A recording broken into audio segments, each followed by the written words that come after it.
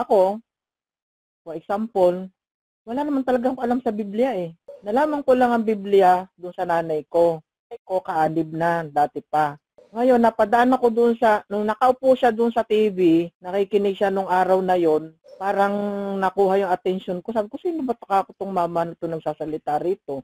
Doon ako nagsimulang nakinig na nakinig. Pero ang tagal ko na napapakinggan si Brother Eli na tuwing umuwi ako ng Pilipinas, naririnig ko yung nanay ko nakikinig. Ngayon, paano ko naanib dito? Iyan yung dating dantos naglagay na siya ng Katoliko sa sa profile niya. Sino ba ito? Yan ang nagdala niya sa akin dito para maanib. Kasi maka Duterte kasi ako. Hindi ko naman niya kilala. Kasi diyan sa Duterte group na yan, madalas akong mag-comment diyan kay pangalan ko Banat Bay. Ngayon nakikita niya yung salita ko siguro parang may style ng pagkadating daan. Sabi niya, sis, kapatid ka ba? O kasis ka? Tinanong sa akin gano'n. Sabi ko, hindi po. Sabi niya, gusto mo ba gusto mo maanib? Sabi ko, paano nga po ba? What made you decide to exit? Hindi ba dalo ko ng 3 beses sa isang linggo? Kahit pagod, dadalo pa rin kahit puyat. Kasi nga dito, hindi ka po pwedeng walang part-time. Kailangan talagang may part-time ka. Hindi ba magtitiis? Yun nga yung lagi natin naririnig, magtiis. Magkaroon ng kaligtasan. Minsan pag naiisip ko yun, kung di ako magtitiis, masasayang yung pinag-aralan ko sa Biblia. Kaya sabi ko, kahit puyat, dadalo pa rin ako. Kahit pagod, dadalo pa rin ako. Kasi minsan, mamalingki pa ako, magluluto. Tapos sa harap ka ng camera, di nagtitiis. Ngayon, pag merong pagkakatipon, dadayo ako ng Frankfurt o kaya ng Bonn. Ngayon, pag darating doon, merong babati sa'yo, meron di rin naman babati, parang gusto ka, ayaw ka. Ano ba dito, may pinipili o ano? Hindi ko muna dinibdib yun nung una. Hayaan mo na lang yun, pumunta ka rito para dumalo.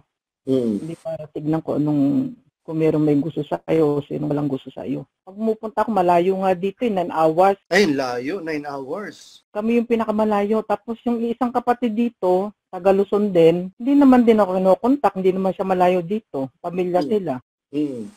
Ngayon, minsan nararamdaman ko parang, ano ba akong kapatiran to? Akala ko ba nagmamahalan?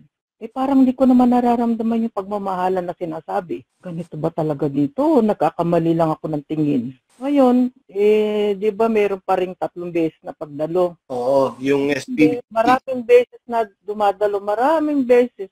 Maraming beses na puyat ka, maraming beses na pagod ka, dumadalo pa rin.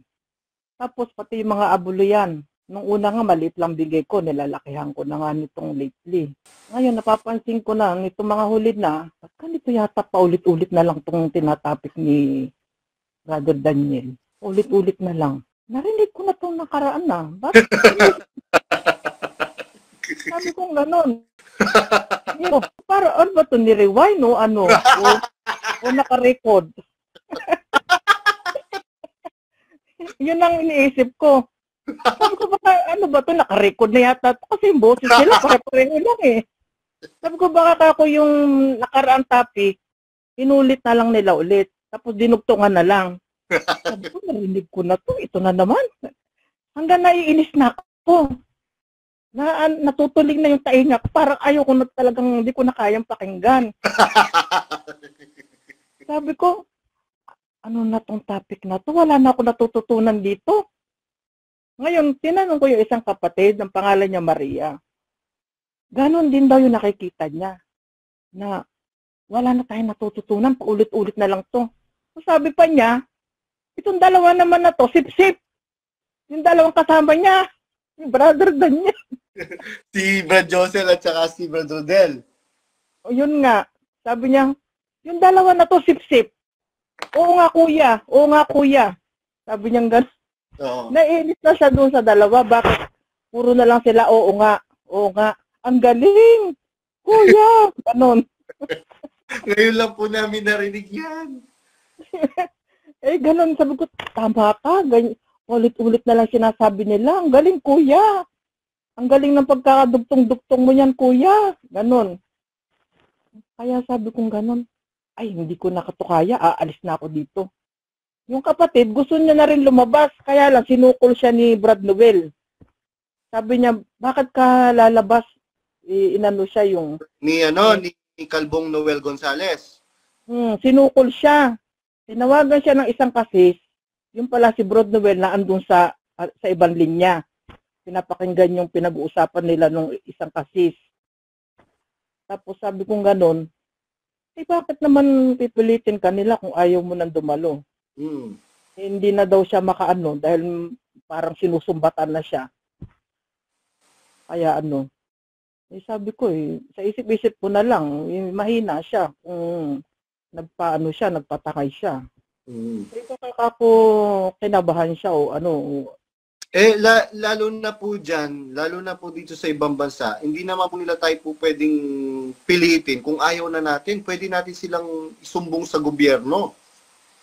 Yun nga lang din niya siguro alam. Kasi nasa kalabas-labasan siya ng city Para sa medyo hulo na yung lugar niya, wala siya sa loob ng city.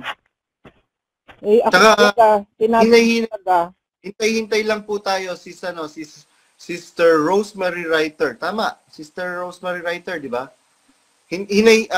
Hintay-hintay lang po tayo, abang-abang lang po tayo dahil meron na pong mga inaasikaso na mga demanda sa iba't ibang panig ng mundo.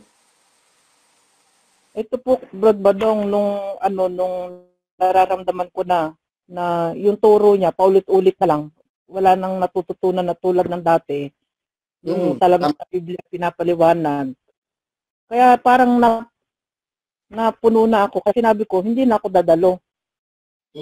Kaya mula nun, hindi na ako dumalo. Galing pa nga din ako sa trabaho Nabalengke, nagluto. Ngayon, nag-aabang-abang din ako kung saan ako makakapakinig ng turo ng Biblia. Yung talagang matututunan mo talaga yung turo, hindi yung paulit-ulit. Tapos, napanood po kita sa YouTube. Sabi kong ganun, sino ba to? Sabi kong ganun, para akong nagkaroon ng tanong sarili ko, sino ba to? Sabi kong ganun tong Badong na to. Kasi mga dumadaan sa sa wall ko. Exeter. Ngayon, tinatanong ko sarili ko, ano ba yung Exeter?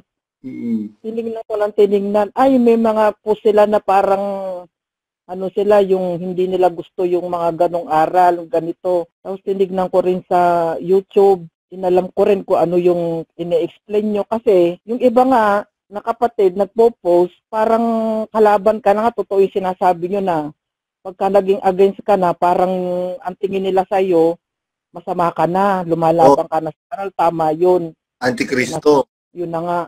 Tapos sabi kong ganon, kung walang magko-complain, mag-e-explain, paano malalaman ng mga tao kung naloloko ka na o hindi?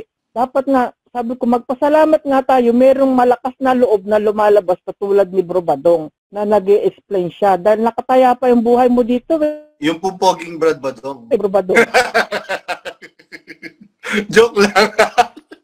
Oo nga Sabi naman natin na dapat siyang insultuhin. Dahil yung pag-e-expose niya, hindi naman sa walang bagay. Halimbawa, di ka nag-expose. Hindi nalaman yung talagang katotohanan, yung ibang bagay. Maganda rin yung may malaman ka. Hindi rin masama yung lahat tayo tahimik. Hindi naman po pwede lahat tayo tahimik. Opo. Mainam din na meron talagang magsasalita para hindi mailigaw ang ibang tao. Kasi kung lahat tayo tahimik, hindi rin po pwede. Paano natin malalaman yung mali?